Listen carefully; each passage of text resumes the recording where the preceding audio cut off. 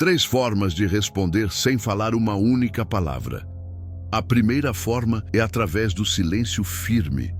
Quando alguém provoca ou tenta manipular, apenas permanecer em silêncio transmite controle e confiança.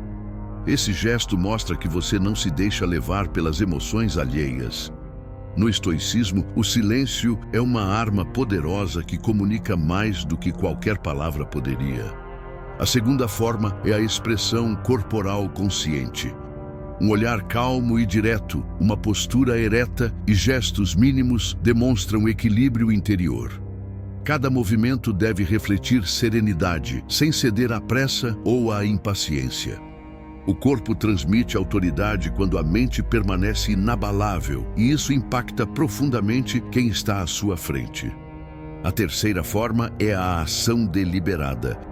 Em vez de discutir ou responder com palavras, deixe que suas atitudes mostrem sua posição.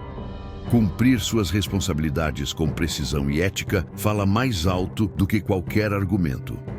No estoicismo, agir de acordo com seus princípios é a resposta mais contundente que se pode oferecer.